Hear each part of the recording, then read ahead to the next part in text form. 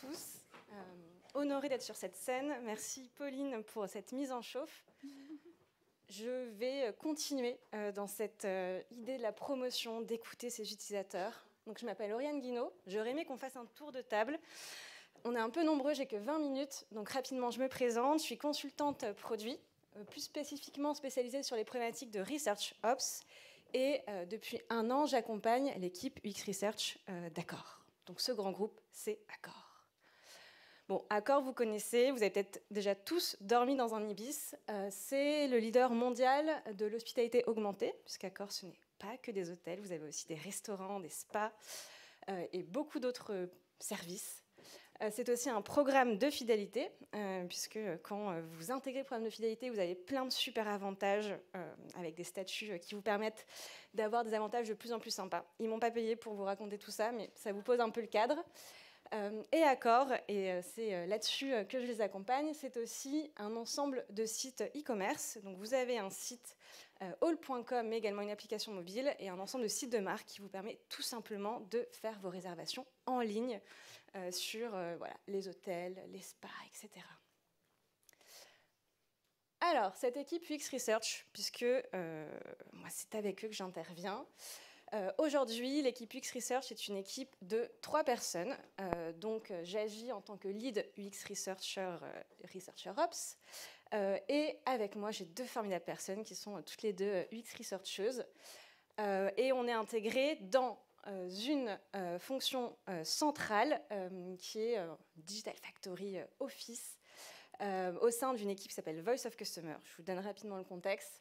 Et donc, on accompagne en transverse l'ensemble de la Digital et Business Factory d'Accor. Donc, 3 personnes qui accompagnent un périmètre très vaste. Aujourd'hui, on n'est pas spécialisé on n'a pas de périmètre fixe au sein du produit, parce qu'il y a des variations de demandes qui sont voilà, assez importantes. Je vous le dis, j'allais chercher quelques infos à ce sujet-là. Donc, voilà comment ça se passe chez Accor. Et la mission de cette équipe, c'est une mission qui est un peu hybride entre une partie de production, d'études, de recherche utilisateur, et puis à l'inverse, un accompagnement à faire, puisqu'on a structuré une offre de services pour cette Digital et Business Factory avec ces 3 niveaux, donc de la production d'études, de la délégation accompagnée, et puis voilà, un curseur à mettre sur de la coproduction. Et aujourd'hui, je vais vous parler de cette délégation accompagnée, qu'est-ce que c'est et plus largement, pourquoi on a pris cette décision de démocratiser la recherche utilisateur chez Accor. Et plus spécifiquement aujourd'hui, les tests utilisateurs, parce que je vais vous parler d'une initiative de speed testing. Bon, quand je suis arrivée, j'ai interrogé plein de personnes. Je les ai surtout écoutées, vraiment, dans le fond de ce qu'elles me disaient, pas uniquement des bonnes idées de solutions. J'ai observé aussi ce qui se passait concrètement dans les équipes. Tout ça pour finalement comprendre les problématiques. Donc là, je rejoins Pauline. Le why. Pourquoi on a décidé de faire ça? Le premier constat, c'est que Accor était dans un contexte de transformation agile et produit. Donc ça faisait une toute petite année aujourd'hui que les équipes étaient organisées en Digital Factory, donc avec une organisation produit, des tribes, etc. Également sur voilà, de l'agilité à l'échelle. Donc c'était finalement 1 an dans une grosse organisation, c'est assez récent, c'est assez frais. Et il y avait un axe extrêmement fort qui a été mis sur la Customer Centricity. C'était vraiment la stratégie poussée, le mot-clé, on en entendait partout. Bon, qu'est-ce qui se passait dans les équipes? On avait en fait des UX researchers qui étaient vraiment monopolisés, pour ne pas dire débordés par des demandes de tests utilisateurs. C'était la demande numéro 1 qui nous était adressée. On veut faire des tests utilisateurs, on veut faire des tests utilisateurs. C'était la méthode que l'on mettait le plus en œuvre. Donc le premier constat. Et voilà, une envie de se diversifier, de remonter sur de la recherche un peu plus exploratoire. Bref, de la frustration chez cette équipe UX Research. De la frustration aussi du côté de nos stakeholders product designers qui avaient, eux, le sentiment d'être déconnectés des utilisateurs. Ils nous faisaient des demandes de tests utilisateurs. Ces tests étaient runnés par l'équipe UX Research. Une restitution a été faite. Bon, alors c'est bien, vous avez des barres à team. On met en plus une petite police en italique pour vraiment faire comprendre que c'est une vraie personne qui vous l'a dit. On peut vous proposer aussi du shadowing. Voilà, vous observez, vous écoutez, des enregistrements, bref. Mais il y avait quand même cette envie, ce besoin d'être en face à face, d'interagir en direct, de voir en vrai, quelque chose de beaucoup plus, j'allais dire, émotionnel. Et puis, on avait aussi des product owners qui étaient super appétents pour aller faire du discovery, parce que, bon, le delivery, c'est bien, mais en fait, vraiment, il faut qu'on aille voir les utilisateurs, qu'on les rencontre, on fait des petits quick calls, 5 minutes, enfin, voilà. Donc, de la frustration d'un côté, beaucoup d'envie de l'autre, et on s'est dit, mais c'est merveilleux, on va en fait réconcilier tout ça. Et donc, on a pris cette décision de démocratiser les tests utilisateurs.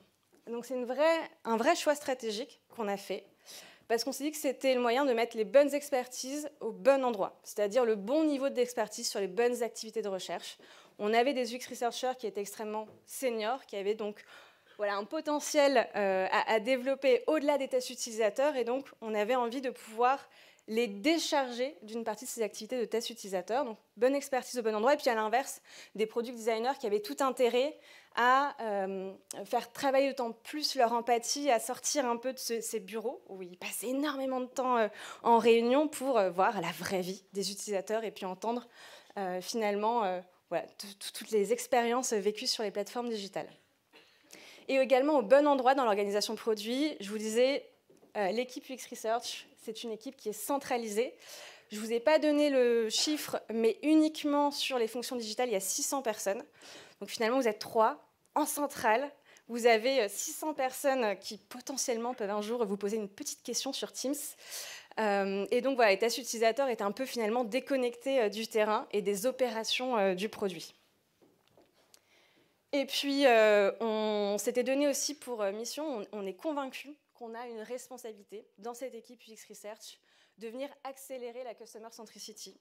Et on s'est dit, en fait, nous, on a un levier à activer qui est celui de l'empathie. On va proposer un dispositif qui va permettre d'aller nourrir l'empathie de nos stakeholders pour qu'ils comprennent mieux, qu'ils entendent mieux ce qu'on a à leur partager quand on leur partage des insights.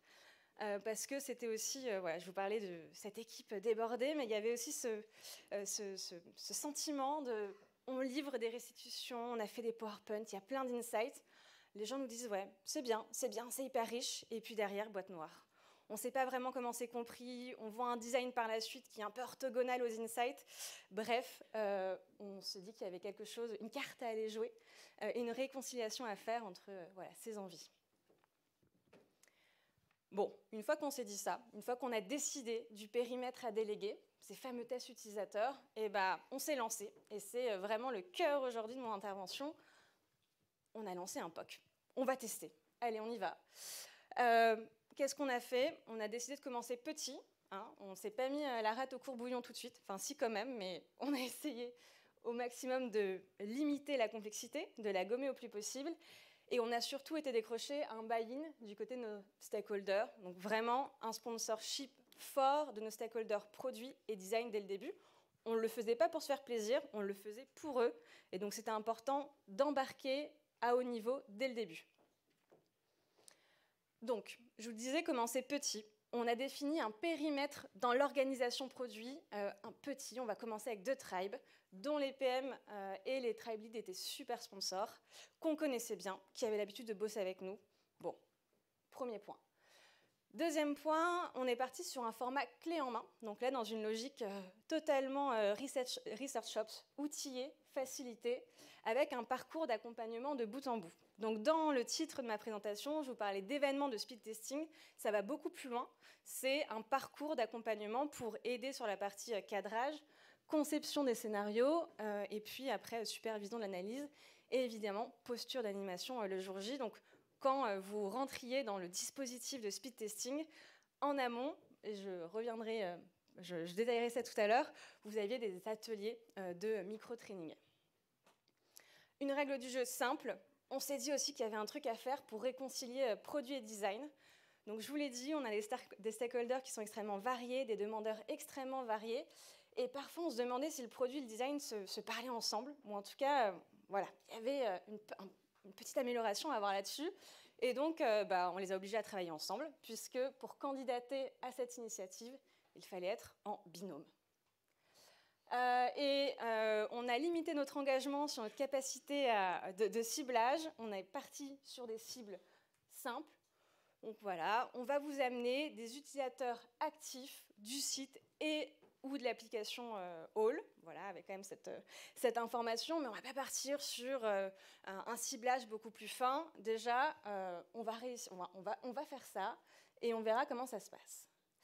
Concrètement, on a abouti à un concept qui est celui-ci, et c'est celui qu'on a été pitché auprès de nos stakeholders, donc de faire un événement en physique, dans un esprit porte ouverte, avec des petits stands de tests utilisateurs courts, d'où voilà, ce petit marketing de speed testing. On n'a pas non plus fait énormément de brainstorming là-dessus, animé par un binôme produit et design. C'est ce qu'on a été pitché, et une fois qu'on a eu le go, on s'est donné 1 mois pour l'organiser. On voulait être rapide, léger et voir en fait tout simplement s'il y avait intérêt à mettre par la suite plus d'efforts, que ce soit en temps et également en budget. Donc petit budget, moins de 5 000 €, tout compris, cocktail, rewards des participants. Alors le calendrier, speed testing, le calendrier était speed aussi, 1 mois. Donc vous avez ici vraiment étape par étape, un peu cette feuille de route. Globalement, on est revenu de nos congés, nouvelle année, bonne résolution. Le 20 janvier, on lance les recrutements clients. Donc comment on a recruté? On a la chance d'être relativement autonome sur le recrutement, c'est-à-dire qu'on collabore avec les équipes web et applications pour avoir un système de pop-in ou de bannières dans l'application. Donc je vous montrerai, on a tout simplement mis en ligne une petite pop-in de recrutement sur le site et une bannière dans l'application. Une fois qu'on a vu qu'il y avait de l'intérêt du côté de nos clients de nous rencontrer en vrai, on s'est dit go, phase de candidature en interne. Donc on a fait un petit kick-off interne, une visio. On a présenté le concept aux product owners et aux product designers. Bon, en off, on leur en avait déjà parlé. On leur a donné les règles du jeu et on leur a dit 5 jours pour candidater. La candidature, je vous montrerai aussi à quoi ça ressemble. Très simplement, on gère nos opérations sur Notion, donc un petit formulaire à remplir qui nous crée un ticket qui par la suite nous a servi aussi à faire toute la partie plus collaboration et gestion de projet. Donc 5 jours de candidature et là on déroule un premier workshop pour cadrer un peu en batch, et je vous expliquerai le déroulé, à la fois les objectifs de test utilisateur et la conception des scénarios. Donc là la promesse pour les binômes c'était venez, on sanctuarise 2 heures dans vos agendas. Et à la fin de ces 2 heures, vous ressortez, vous avez un cadrage qui est propre et vous avez un scénario écrit. Il y avait quand même on essayait de limiter le temps, j'allais dire, à passer pour nos binômes, parce qu'ils avaient aussi toutes leurs activités en parallèle. Donc, premier workshop. Un second workshop de micro-training. Donc là, vraiment, 24 heures avant le jour J. C'est quoi la posture d'un animateur? Quelle est la responsabilité d'un scribe? Et puis un test à blanc, donc entraînez-vous, timez-vous. Le risque c'était qu'ils arrivent le jour J un peu les mains dans les poches en disant bon bah ça va passer, et on a bien fait puisqu'on était plutôt très gourmands sur les scénarios. Jour J, 16 février, le test se déroule et puis par la suite 14 jours pour une analyse supervisée. Donc ils étaient autonomes dans leur analyse avec l'équipe X-Research un peu en bouton help. J'ai une petite question, comment je peux formuler tel insight? Est-ce que tu peux vérifier mes Excel de mise à plat? Et puis une grande restitution en plénière, puisque l'idée c'était aussi de faire 5 minutes, il me reste, quelque chose d'assez événementialisé, même en interne. Et évidemment, on est des researchers, donc on fait toujours des questionnaires feedback. Donc, je vous disais, côté interne, je remplis un formulaire, j'ai accès à un programme sur ces speed testing, c'est mes petites cartes qui servent à la gestion de la demande et à centraliser la collaboration, et puis des workshops en semi-autonomie. Et là, c'est intéressant, c'est-à-dire qu'on était là pour timer et faciliter. Par contre, les binômes travaillaient en sous-groupe. Donc, en 2 heures, on a pu accompagner 10 équipes sur le cadrage et la conception des scénarios. Du côté de nos clients, ces fameux pop-ins de recrutement, donc ça, rien de nouveau pour nous, on le fait d'habitude. Et puis une sollicitation auprès de la communauté client qui est animée par le marketing. Donc, formulaire d'inscription et qualification, tout sur un Excel. Et par la suite, communication à Outlook. On ne s'est pas du tout outillé plus que ça dans un premier temps. Je vous avais dit, court, avoir une carte bleue, on sait comme c'est long dans un grand groupe. Donc, court, léger et à améliorer pour une V2. Et du papier aussi, puisque le jour J, on faisait signer tous les recueils de consentement sur papier. En quelques mots, ma présentation, voilà. 63 clients sont venus le jour J. Ce que je n'ai pas précisé, c'est que nous, on est habitués de faire des tests utilisateurs, mais en fait, on les faisait tous à distance. Donc, on avait des hypothèses, ou plutôt des craintes sur le fait que nos clients prennent le temps de se déplacer sur un format un peu libre, en présentiel, à Paris. Et finalement, on a été même victime de notre succès. Donc 9 stands de test, dont des rotations de protocoles, donc 11 protocoles passés, plus de 150 tests utilisateurs réalisés, désolé, la police doit pas, bref, et aussi on a fait des murs de feedback un peu en libre service pour voilà, proposer des petites animations en self-service. Le feedback, donc une énorme satisfaction en interne et une énorme satisfaction aussi du côté de nos clients. Donc on avait défini des objectifs donc, sur des items qui étaient, voilà, est-ce que le planning était bon, est-ce que l'accompagnement était bon, est-ce que la disponibilité des équipes était bonne, est-ce que les workshops et micro-trainings ont permis de monter en compétences, et au global, c'est plutôt du très positif. Je vous le disais, un peu débordé par notre succès. Donc, format physique très apprécié. L'empathie, voilà, très adapté à générer de l'empathie. Par contre, très, très, très, très intense pour les équipes. Je vous disais, 150 tests renés sur une journée. Donc, on était sur les rotules à la fin. Je pense qu'on a mis 2 jours à s'en remettre. Et donc, je vous parlerai de l'itération par la suite. Globalement, pour nous, parce que c'était aussi pour servir nos objectifs, ça a été un incroyable accélérateur de notoriété, de reconnaissance en interne. Alors oui, il y avait un peu peur de se sentir dépossédé de son métier, de son expertise, quand on démocratise. Et en fait, pas du tout. Ça a été une vraie initiative qui a valorisé l'expertise de l'UX Research, qui a permis de mieux la faire comprendre. On a eu quelqu'un qui nous a dit, mais en fait, c'est un vrai métier. Eh bien oui, je vous confirme. On a été cité dans les communications internes de manière spontanée par le produit. Bref, aujourd'hui, on aimerait bien avoir 1 € dès que speed testing est cité. On aurait un sacré budget. Ça a été aussi un accélérateur pour collaborer main dans la main avec le produit et avec le design, et puis même pour le produit et le design ensemble. Puisque, bon, au-delà de ce que je vous présente, c'est une aventure humaine. On s'est fait confiance. Nous, on leur a dit, on essaye, hein. Peut-être qu'on va se planter, mais on essaye ensemble. Ça a été un succès, donc on l'a aussi célébré collectivement. Et puis, on a appris réciproquement, nous un peu plus de leur métier et eux un peu plus du nôtre. Et puis, pour nous, ça a été l'occasion d'accélérer le déploiement des bonnes pratiques en enrichissant un certain nombre d'outils qu'on avait déjà sur étagère, en étant un laboratoire de nouveaux modes de fonctionnement pour nous. Et puis, bon, comme on est très opportuniste, on s'est dit, mais les clients sont super chauds de venir nous voir, on va faire un club de testeurs. Et donc, on a lancé aussi un club de testeurs. Et je vous disais, on commence petit. Derrière, on avait cette approche d'itérer et d'améliorer. Donc, aujourd'hui, on continue à en faire. C'est un dispositif clé du catalogue d'accompagnement de cette équipe UX Research. Une édition tous les trimestres. Peut-être qu'on ira un peu plus vite dans un futur, mais voilà, tous les trimestres, vous avez ce rendez-vous. Ce qu'on a gardé du physique, j'arrive, du physique, du clé en main, l'accompagnement packagé, ce qu'on a arrêté, pas de portes ouvertes. Là, non, gestion des flux très compliquée. Donc, inscription sur des créneaux. Ce qu'on a fait de nouveau, c'est maintenant, il y a 2 sessions pour proposer des tests itératifs. Donc, c'est-à-dire qu'à chaque édition, vous avez 2 sessions avec 15 jours d'intervalle. Et on fait un recrutement demi-mesure en faisant des silos qui permettent d'avoir des critères un peu plus complexes que ceux que je vous ai présentés. Et pour finir, le takeaway, 4 conseils pour vous lancer. Alors déjà, on fait avec et pour. Donc, il faut décrocher un sponsorship fort. Ensuite, il faut aborder ces actions comme si vous étiez un produit. En fait, c'est vous le produit. Donc, qui sont vos utilisateurs? Quels sont leurs problèmes? Quelle est votre vision pour les accompagner? Et puis, et puis concevoir des actions de manière itérative.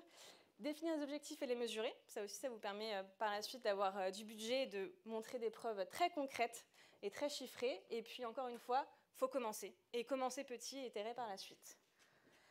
Et voilà, merci à tout le monde, parce que là, je suis toute seule sur scène, mais on était très nombreux derrière cette initiative. Et merci à vous pour votre attention.